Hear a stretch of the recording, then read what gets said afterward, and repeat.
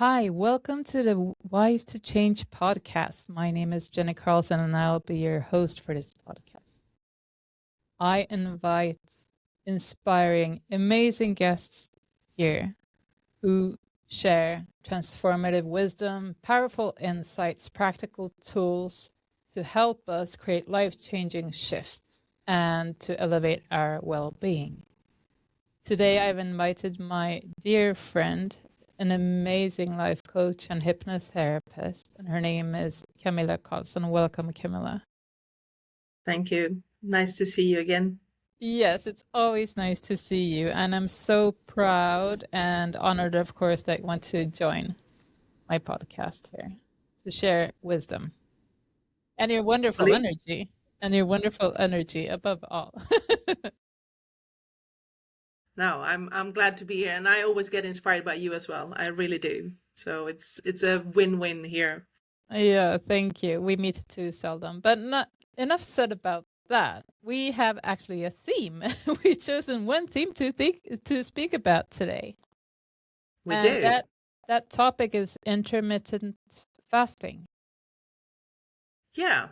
And I said intermittent fasting made easy even, but maybe that's a bold statement. Well, depends on the results, right? Or maybe our experience of the process itself. So it is intermittent fasting made easy. Why complicate things? Yeah, that's a good question, but it's so much information out there about different methods, how you should live your life, and also sometimes it's contradictory information, so it's hard to know where to start, what to listen to. So I'm not an expert as such in this area, but it is part of my whole life experience as well. So I've been experimenting with myself and with people around me as well, and try to take it down, not to make it so rigid. I think that's what I mean with make it easy. Making it easy is be flexible, be open. It's not a rigid thing to do intermittent fasting. So it's meant to be, you listen to your body. There's not one size fits all. So maybe that sounds more complicated, but if you actually listen to your body, that's where the ease is, I think, as well.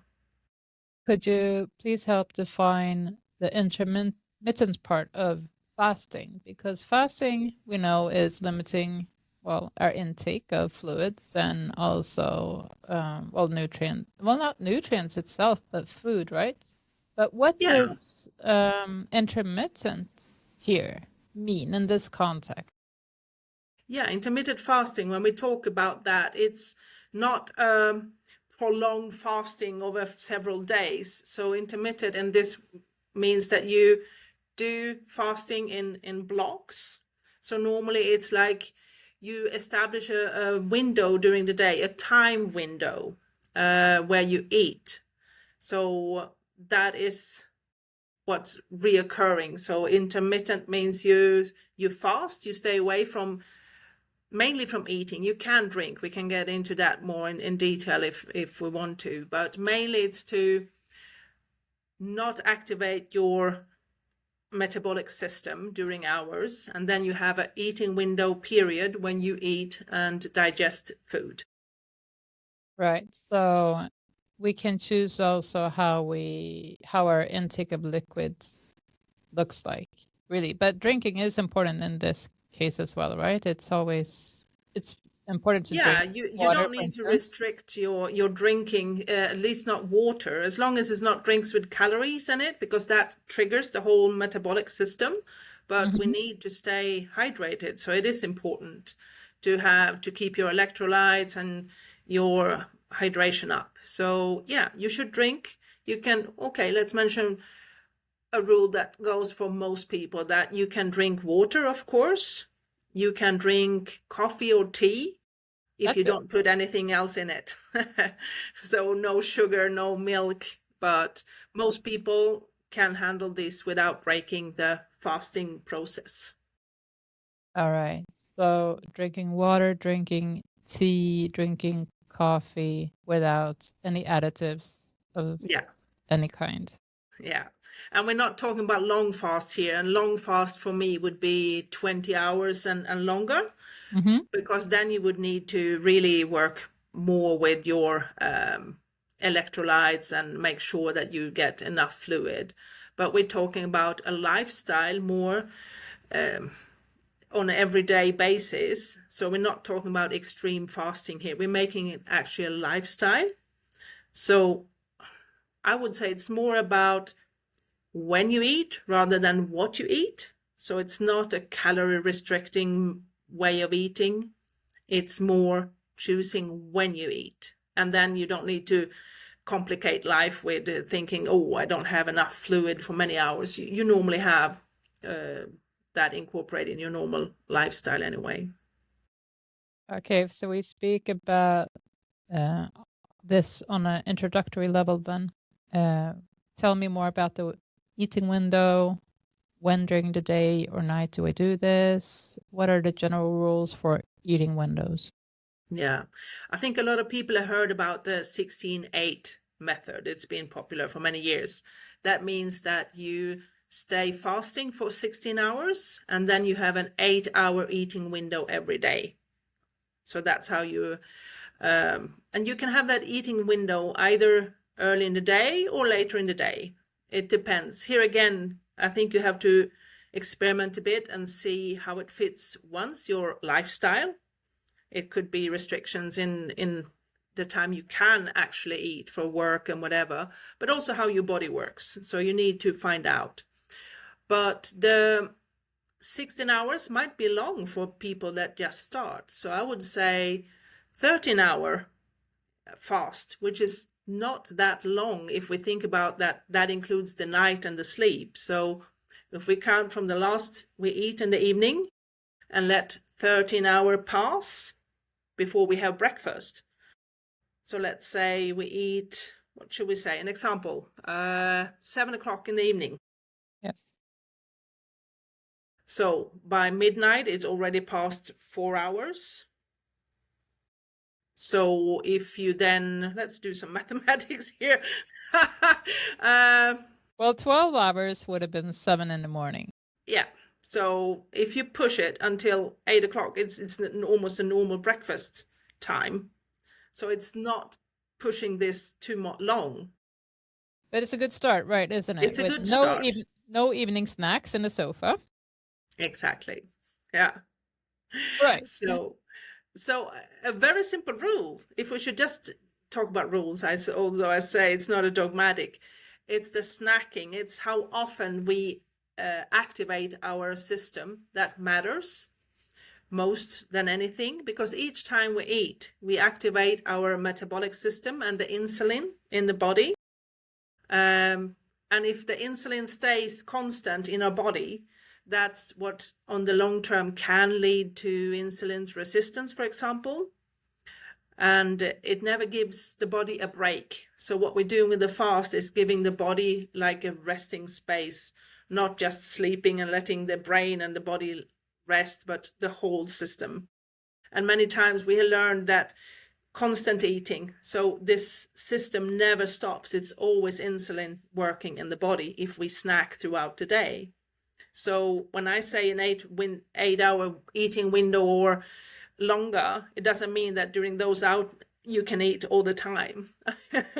Ideally, you minimize the number of times you eat as well. Does that include snacks, for instance? Because what we learned in school is that we have our main meals, but also have snacks in between. I know, but it starts, the system or the science start challenging this old system that breakfast, a snack, and then the lunch, and then the dinner, and then maybe a snack, depending on where in the world you live. Here in Spain, you probably have the snack first and the dinner later. But that you should have 5 meals a day, it's actually from that point of view that you activate the system 5 times a day, and it hardly has time to settle down before you activate it again. So I would say ideally It might shock people, but ideally you should eat once or twice a day. Once or twice. And that's quite a transition to make if we're used to 5 times a day. Yeah. Those who actually eat 5 times a day. Yeah. So you, in that case, recommend 2 main meals. 2 main meals. And I would say the lunch that would be equivalent to your lunch would be the most important, because it's more or less in the middle of the day, because you don't want to have a super big meal just before going to bed either. So I've been experimenting, but this is very personal. So everybody has to check in with themselves. But for me, what works best is to skip breakfast. I used to be this person that wouldn't leave home without having breakfast. Even if I had a flight at 6 o'clock in the morning, I would get up at 4 to make sure I had breakfast before leaving home. Now I experimented, I survive, and I feel much better actually without having breakfast. So I prolong my fasting period from the night before, and I break my fast most days around 2 o'clock. 2 o'clock, all right. And you have like Sometimes lunch in even between. later, 2 o'clock, 3 o'clock, 4 o'clock in the afternoon. That's the first thing I have to eat in the day. But that said, I've been building up to this. It's not something I recommend somebody to start straight off. So, but that works for me. Other people needs to start early in the day and then close that eating window earlier. But mine window sits quite late and it works for my body. And that is out of experimenting a little bit. Would you like to tell us your story? When did you start experimenting? What happened? How did it feel before starting with fasting? And how do you experience your health now? Yeah. So I'm always interested in getting a better health going. And as a woman, I entered in menopause, where my period was not longer regular. And there's a lot of things changing in the body. I feel that the change is just as big as going through puberty almost. And one of the things that really happened was the brain fog. I felt sometimes that I'm losing it. I'm going crazy. I can't think clear. And I was looking for different ways of dealing with this and heard about intermittent fasting. So I tried it, and it's actually one of the things that made the biggest change for me. The brain fog is gone.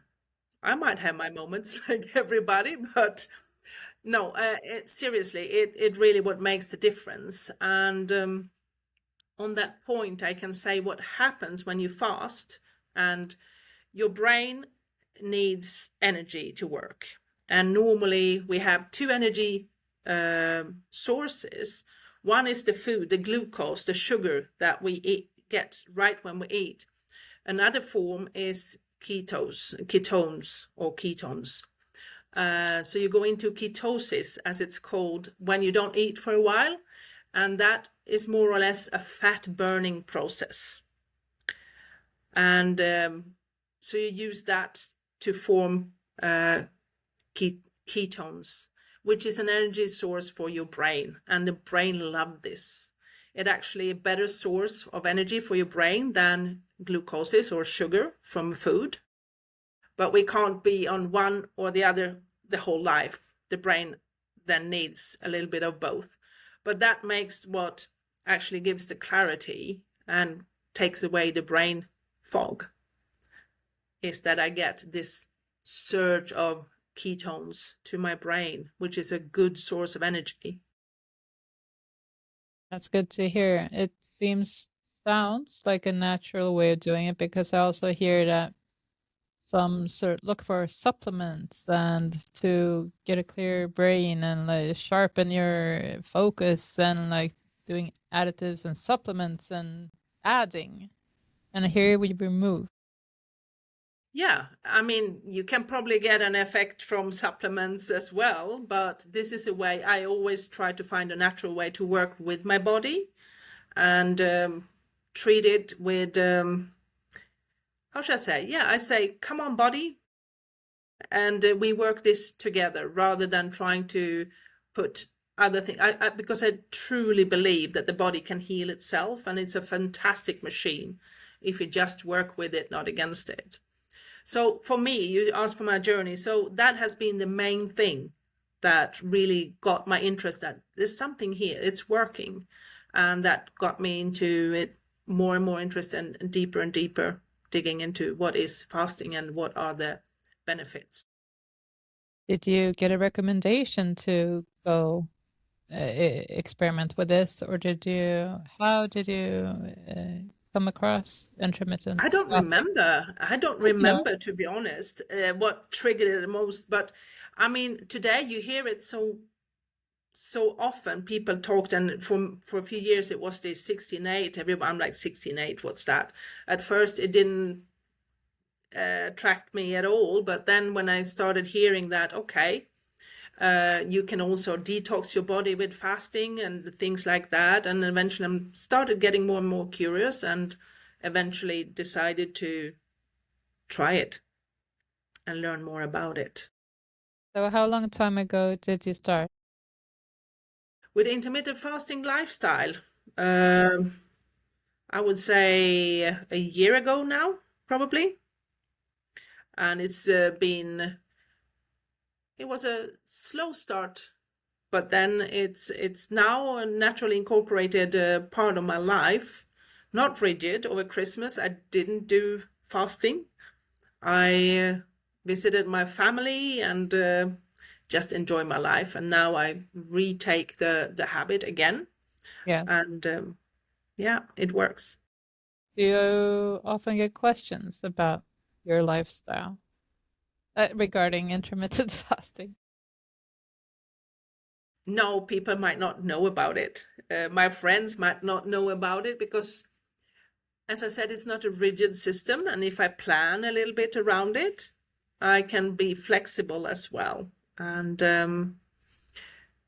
yeah, with a bit of planning, it doesn't really interrupt. It has to, for it to work, it has to be a lifestyle, not something that is something that you put up with for a while. So it's incorporated. But questions?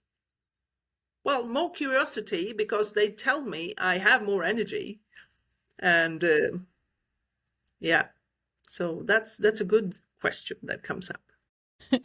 And especially when we experience that the brain fog is gone, this mental acuity, the sharpened acuity is lovely, because I've done it myself, intermittent fasting. But I also feel sometimes, either if it's hormones, depending on where in the cycle I am, I feel that now I really need to eat. But otherwise, sometimes I just can do intermittent fasting without any issues at all.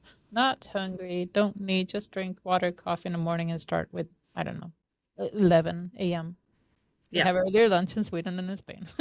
In Spain, it would be more breakfast, but anyway, but what you are pointing out is really important. You said depending where in your period circle or the menstrual circle you are, because I'm that guessing, is yeah. something to take into account, because female body they're more receptive or sensitive to hormone changes, and we have much more hormone changes, especially if you are a woman with the period.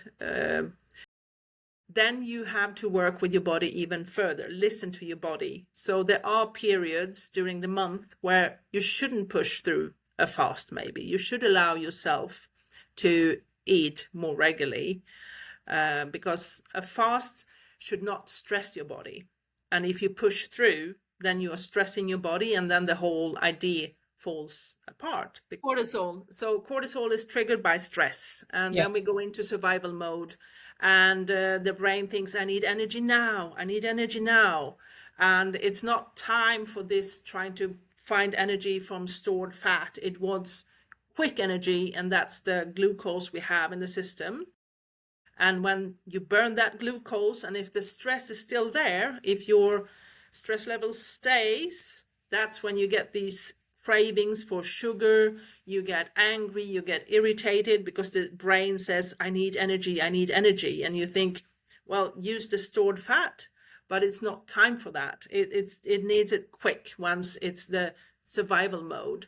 So for this switch, what happens when you fast for a few hours, it needs also a calm body. You can't be in a stress. So for me, this with fasting, it's not just the eating window, it's also a lifestyle of trying to reduce stress, which is really important. Good sleep is super important as well for all these processes. So it's all interlinked. But as you said, listen to your body throughout your cycle, because it's not the same. And this is, it depends on where you are in life, of course, and which life phase. But anyway, always listen to your body and have this dialogue with your body. I ask my body, what do you want right now? What do you need? But if it just says sugar and chocolate, I don't listen. But usually it says, I'm not hungry right now. I want to focus. But all right, then no breakfast. Yeah. And I experience so much higher mental acuity, sharpness, much better focus. And well, during the weeks in the cycle, I'm not keeping track. I'm not expecting like, oh, in 2 weeks I'm doing this, or 1 week. I know some women can do that with the calendars and apps, and they know their bodies very well. I don't know my body that well that I can expect like in 13 days I'm going to, but I just ask the same day, where am I? What do I need? Here I am right now. Yeah. And then, yeah, I listen to the body and act upon it. That's very good. But if you plan to do a longer fast, then I think you should track your cycle better and adapt it to the cycle. But if you're doing what you're doing now, a shorter fast, let's say between 12 and 15 hours, that's a fast, then you can check in with your body. An example, my idea today was to fast until after this podcast, which would end around 5 o'clock in the evening here where I am. But at 12 o'clock, I started feeling shakiness, and I'm starting like, oh, what's happening here? So I had to listen to my body, and today was not a fasting day. Then I had to break fast earlier, because if I push through, that creates stress in the body, and it doesn't really help me. So that's what I mean. Don't be rigid. Just because your plan was to do something, your body tells you what you need. So flexibility. The body has its own alarm system, like you said now. It was starting to shake and said, like, I need something. Give me something. Yeah. Yeah. Yeah. And that we And then actually... and I asked myself, okay, but why don't you switch over and use the stored energy, the fats that's in the body? But it's probably a stress reaction could have been, and sometimes we don't even know why, but the body could be more sensible some days than others. So it didn't have time. It needed more energy than it could get right there and then. So I had to give it to it. So to give our bodies better conditions to have a successful intermittent fasting, we would also then, like you said, introduce or sustain a lifestyle that is stress-free or with stress reduction. And we also prevent stressful situations. So what do you do? What do you recommend? Well, I'm a true believer of mindfulness. If you ask me, it's part of my lifestyle. It's been for 15, 16 years now. I do some mindfulness meditation on a regular basis, but also try to integrate a stress reduction point of view to life. But it takes training as well. And we have to remember, again, the sleep, work on the sleep, because that's a stressor factor as well. And again, it's something intermittent fasting might help with, like night sweats and things like that. It could get better for some people when they do intermittent fasting, because what you do is attune your system in a better way. It trains your system. So that's why you start off if you haven't done it before. You start slowly and then you build up.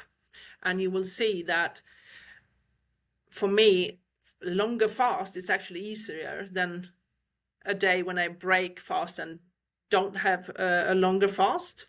I actually feel better, and it feels like, oh, I can go on and on and on and on, which could be tempting at times. But a longer fast should be, I think, better planned, and also you need to check your blood sugar and be a bit more aware, because you don't want to put your body in at risk. Even if it feels good in the long run, it could have some negative effects if you don't keep track of it. So that's why before you do anything, I think you should check with a medical doctor, for example, before you start experimenting with your body. Do you also have the medical equipment to take your blood sugar levels and check, or do you Until just now, listen to your body?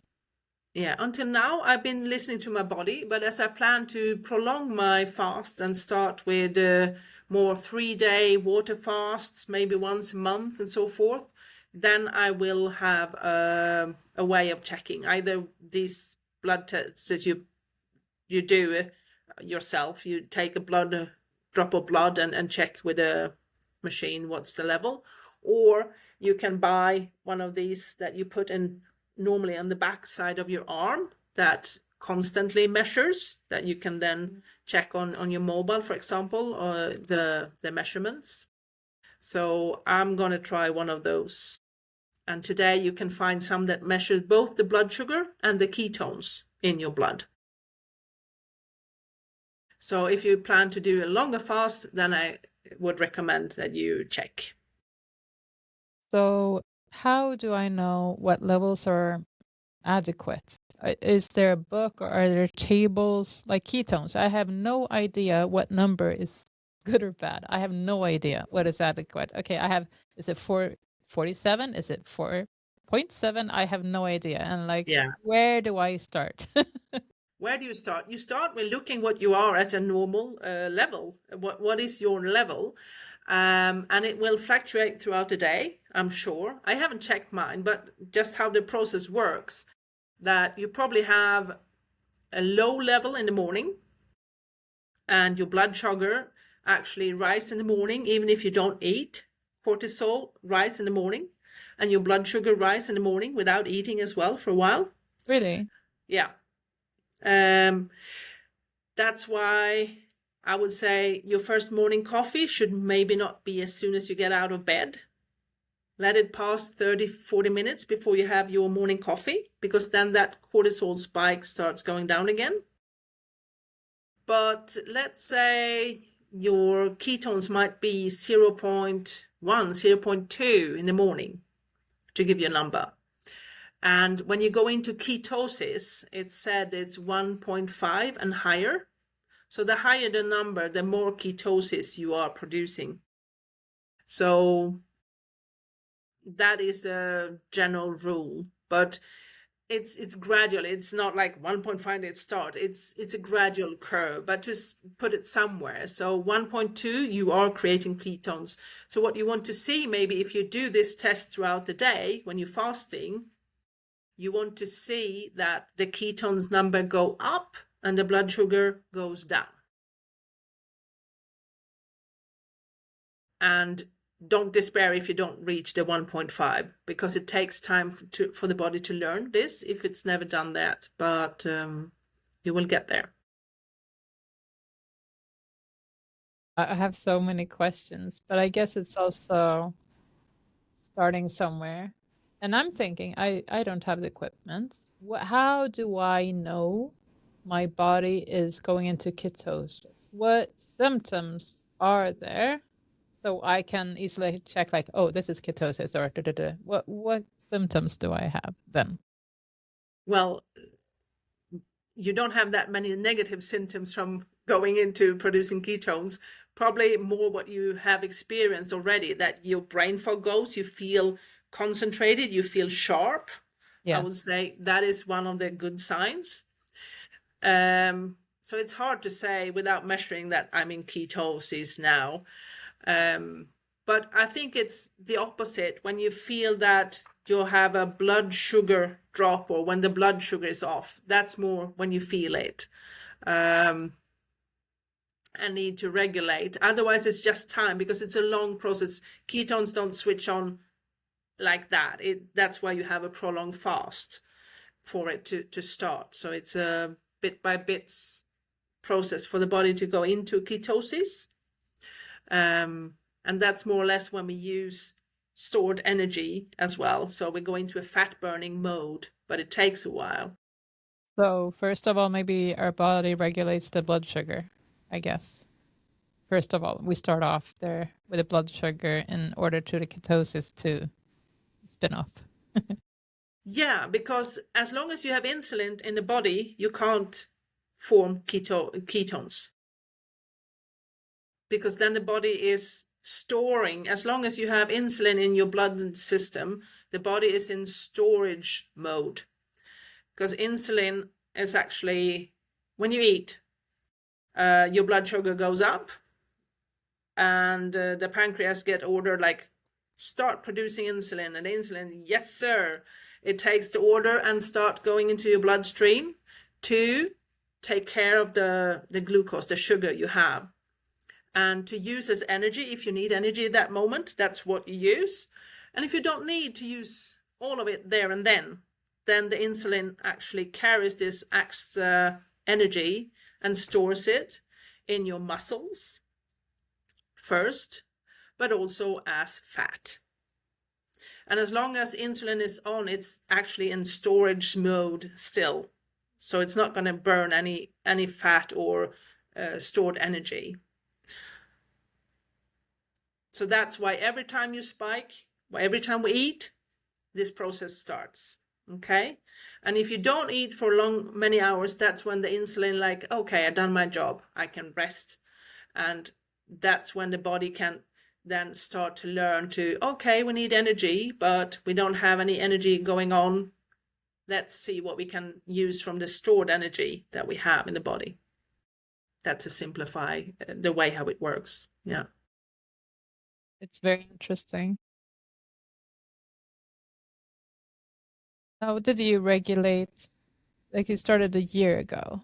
Did you start off with, let's say, 13, 11? Would you recommend to start there? How was your journey? Can you tell me more about it? I don't recommend to start the way I did. But, for clients, for someone, No, you learn along the way, but everybody don't have to do the same mistakes as I did, because I was more like, okay, let's just skip breakfast, and that's the intermittent fasting. No. But I would like to add that is just as important. I never count calories today, but it is a big importance, or of big importance, the quality of the food, what you eat, how you break the fast. So it's not just about the hours. When you break the fast, what do I give my body? That is just as important, I would say, to take care of the whole system. And to make it easy, as we said, we wanted to make it easy. Yes. It's easy to say what to avoid, and that is food with, prepared food. I mean, anything that processed food. If you cut that out, you come a long way. And it's not easy today to cut it out. So it's a big step. If you manage to do that, you've done a lot. Okay? Eat healthy fats. Fat actually helps. Fat doesn't really activate your insulin system. It contains calories, yes, but we are not counting calories. You need fat. So good fats, olive oil, of the liquid fats, I would say olive oil is the safe to go. Avocados, nuts contain fat, healthy fat, and protein. You need protein. So fat and protein doesn't really affect insulin that much. It's the carbohydrates that kicks off the blood sugar, but that doesn't mean the carbs needs to be our biggest enemy. Eat good carbs at times, but try to pull down on the carbs and eat more protein, and don't be afraid of fat.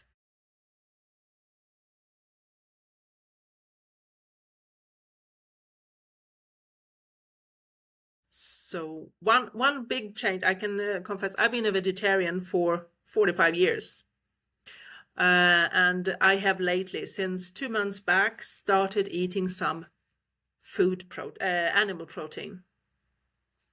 And this is also in the process. I'm listening to my body. So it wasn't that easy to have been a convinced vegetarian for 45 years to start eating meat all of a sudden. But I listen to my body and the protein. I need more protein. When I have high quality, high intense protein, that's when I feel better. Did you understand that your body needed protein? Like, did you have a craving for, eggs? No.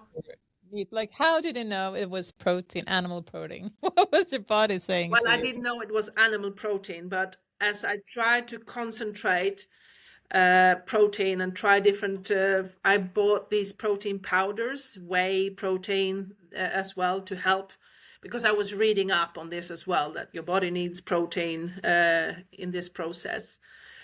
But I felt that no, I need to experiment a little bit. And so I was brave enough one day to try animal protein, and it fits my body. I feel good when I eat it.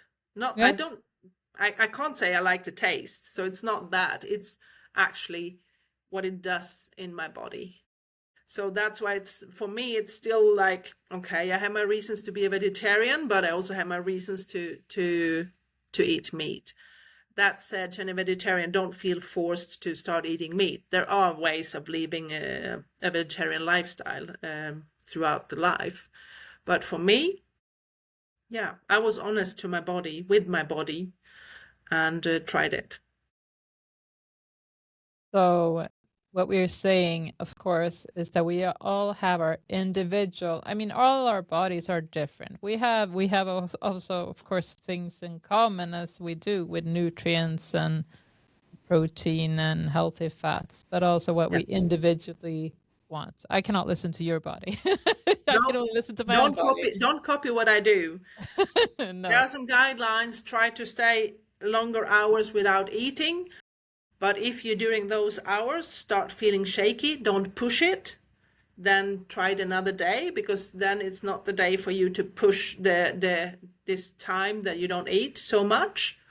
And listen to your body. There's not one size fit all solution, and not even your own body works the same from day to day. So everything with caution, and that you have a dialogue with your body, actually. Exactly. I like now- that. And to express love, I think I write in my journal when I write my affirmations and write my thoughts, and I write that my body is my temple. It's my sanctuary, and it carries me through life and takes me where I want to go, and I love my body. So also expressing love and like, what do you need now? Shall we work out? Like, no. What kind of workout do you want? I want to dance today. All right, you want to dance. So no rowing machine, no rowing machine. Today we dance. All right, we dance today. What kind of meditation do you want? Quantum meditation today. Okay, no, just stare at a YouTube video with a cozy fireplace. All right, let's do that today. Well, then you have a really close dialogue with your body. Vivid dialogue. That's good. Not everybody knows what type of meditation, and the body answers you straight away. But it takes a while to get to that fine tuning, I guess. But yeah, being open and honest, and this, I think, if you feel that it's no, you don't lose out. If you had planned to fast X amount of hours and you can't do that, that's not a failure. The failure would be to push through, because then you haven't worked with your body and listened to your body, because you can't really know always what's going to happen. Life happens as well. Life Um, happens. And friendship so happens. Let's say I want to take you to a hotel breakfast tomorrow. yeah, I would join you. You I would say would, yeah, I would skip dinner tonight. I would start the fast. If I know I have a big breakfast tomorrow morning, I probably push my dinner, or I don't have dinner today. If I feel like I can handle that. And then, yeah, and then I would have the big breakfast, and that's probably the only meal I would have tomorrow. But I would make sure that breakfast has a lot of protein and fat, and that could probably take me throughout the day. But then as a friend, of course, I would know that you're doing this and respect you for like, how is this? Am I going to ask her if she wants to go to a hotel breakfast? But she's an adult. She can regulate, of course, like how we adapt. Like I said, the meals evening before, afterwards. So a fluctuation, a flexibility here. Yeah, no dogma, because otherwise it doesn't work like a lifestyle. And I can share this evening. I'm invited to a friend's house, and it's a Spanish tradition to eat. It's sort of a cake. It's called roscón de reyes in Spanish, and it's red and it's filled with whipped cream. So it's going to be sweet things presented there. And I'm like, okay. Should I go? Should I not go? Of course I should go. It's my friends. Yeah. And then my option is, should I eat that or not? And I'm going to eat some. I put that into my daily calculation. So it doesn't mean I will never eat carbs or sugar, but I minimize it and I plan it a little bit. That's also a great example when we're talking about not leaving it to dogma or rigidity, that we actually accept invitations. We prioritize also being social with our friends, having meals together, and we can also adapt what we eat, but not saying no, like I cannot go because I'm doing this thing. Yeah. That's also affecting your lifestyle in a negative way. So friends is also one of our health factors for longevity and for happiness. It is. Friends. So not declining to social occasions, but sometimes we need to make choices, but really think about which choices we make and what it's worth, and what the positive outcomes, of course. Yeah. Well, I can say if my friends ate this every day and invited me every day, I wouldn't go every day.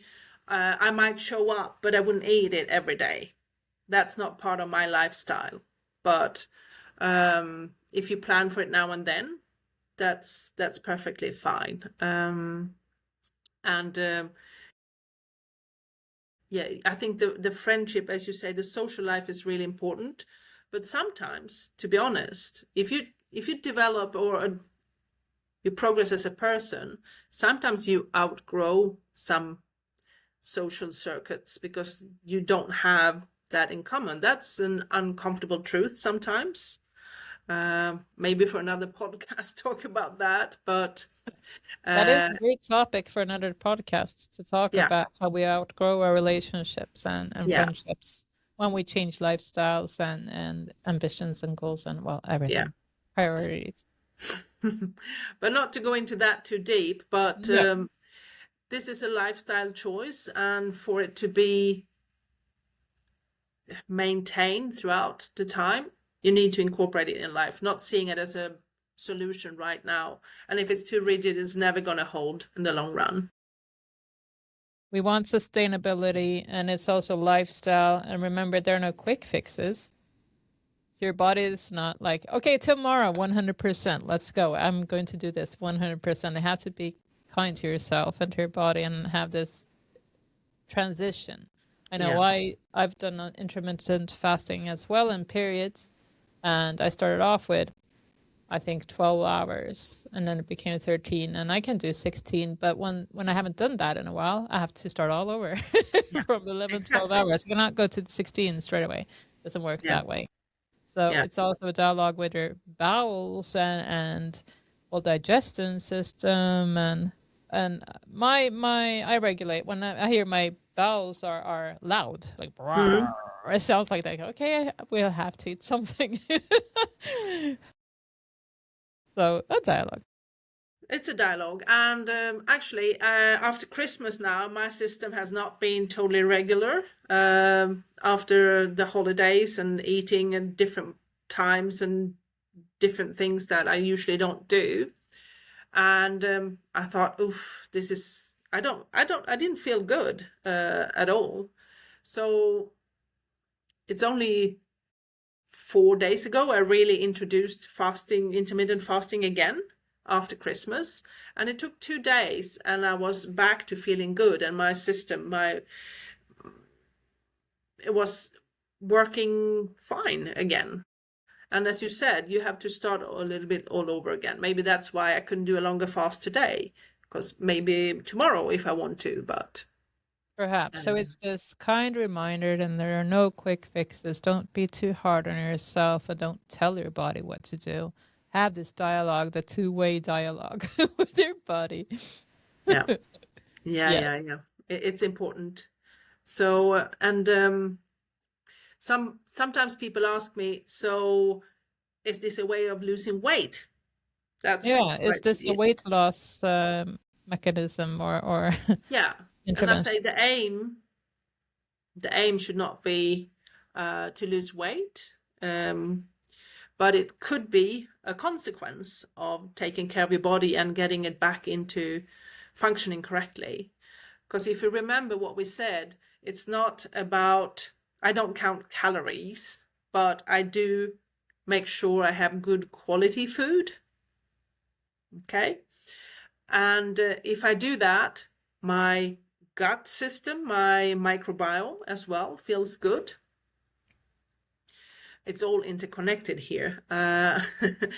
So to be able to switch over to a fat burning process, as we said, insulin cannot be active in the body. And the gut also helps to activate this adjustment to go from glucose burning or sugar burning to fat burning. So if your gut is not working well, that is also a problem. So if you get all this to work better, a consequence is, yeah, you might eat a little bit less calories because you have less opportunities to snack throughout the day. Yes. But the main change comes from that the system actually is allowed to rest and go into a fat burning mode at times. So it's a byproduct and shouldn't be the aim. Right. It's not the main objective or the aim to lose weight. It's just a consequence. For my sake, it's not about weight at all. But mental acuity, oh my God, that's something. That's such a benefit of Yeah. having a sharp brain in the morning, because that's when I fast. Wow. I have what's it called? Hyper focus sessions in the morning when I do this. Good. And I can share something I noticed physically when I'm fast or not. During the fall, I was feeling I had problem with the knee, and if I didn't fast, the day I didn't fast, the day after I had problems standing up. It was like, okay, that's the consequence. So I could feel it straight away in my body that my knees work better when I'm on a fasting because the inflammation goes down, the general inflammation as well. And that's So amazing, as it has these anti-inflammatory benefits. That's also amazing. I also feel healthier. I'm not sick. I'm very seldom sick, knock on wood. Because I believe in this. I believe also in microbiome. That's another topic, another podcast. yep. Because our body, mind, and our gut health, Oh, yeah. 70% here with biotics, probiotics, and like everything is interconnected. And also less fatigue, not as tired as anymore. Also with this intermittent fasting, sometimes it's hard to say it's because of this and this and this, but I can easily tell also that now, okay, I'm doing intermittent fasting. I can tell straight away. But this is individually. Remember that I've been doing this for years. You've been doing this also.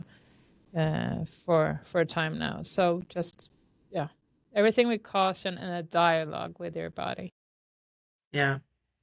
And as you said, it's how should I put it? It's not just one thing. It's one thing or many you can do to take care of your body, but I think it's quite important because we all been taught this: eat 5 times a day and eat often, small portions but often. Actually, nowadays we start finding that it's probably not the best idea. If we think back a long time, how people lived in the beginning, no, when we were in a survival mode, more or less, I don't think they ate throughout the day. It was probably long periods in between, and I think the body is probably still working that way, although our environment have changed. The physical function of the body is still back in when we had food now and again, not all the time.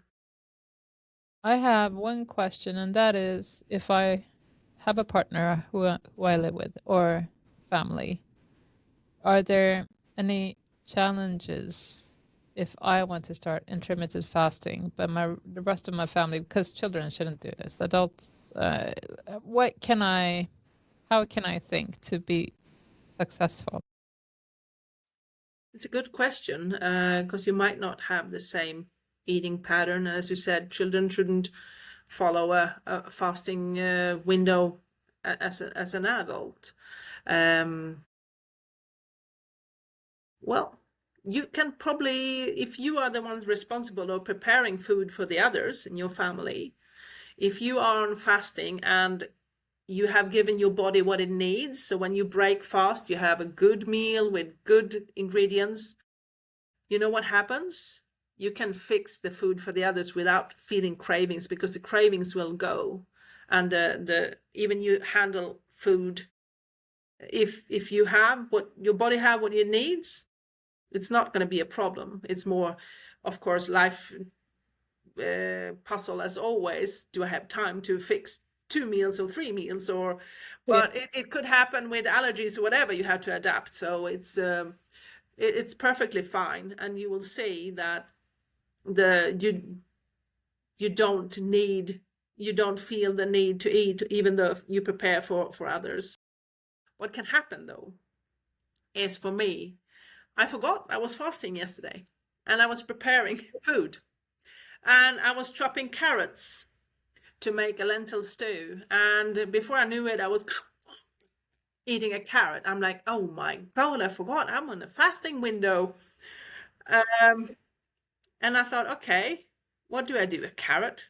Does it really matter? Yes, it matters, because it triggered this system. So I started the system. So I had two choices. Okay, just leave it there and had eaten that half a carrot, which is not much, or close the loop. I chose to close the loop because I had already started. So the body was on like alert, like, oh, food is coming. So it had already triggered the insulin, like, oh, here comes the feast.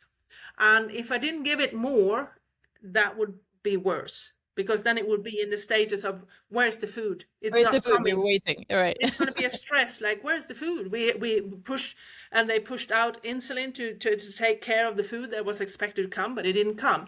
So what I did was to close the loop by eating something fatty and some protein there and then. So from taking a piece of carrot by mistake, I actually had a piece of cheese and a big spoon of peanut butter. So that might sound like, oh, that's a strange solution. But it gave me fat and some protein, and that's what I needed to close the loop for the body, give it something that didn't trigger further the system. So for me, it worked Because that then way. it got happy. The body Yeah. or the system, like, okay, I got what I need now. I got It's what I fat and needed. That's protein. fine. It's over Thank for you. now. Ding. And then I continued and had dinner later on in the evening. But so that's what I mean. Even if we have a coffee with sugar, or coffee with a lot of cream or something, it's enough to trigger that system. So that's why you try to find ways of not triggering the system for an amount of hours. So black coffee, it's an option if you really want the coffee. Tea could go fine as well. Water, and But some drink. the almond milk can trigger, the oat milk can Yes. trigger, Yeah. because that's carbohydrates and some Yeah. fat, or maybe low fat. Yeah, it's a lot of carbs in those drinks as well, and it's a response. The body has to take care of that somehow, and then the insulin response is triggered. So This is so fascinating, and I hear that you have this experience, and the beautiful thing is you're so human and loving in telling us all this, because I think it's important for listeners, for me to hear this, that how we regulate, adapt, learn, how we close loops. yeah, It's part of the process. it's part of the process. Yes, and don't punish yourself, because that triggers stress, and there's no need to punish yourself. You haven't failed in a way. I didn't feel like I failed yesterday because I forgot and took that carrot.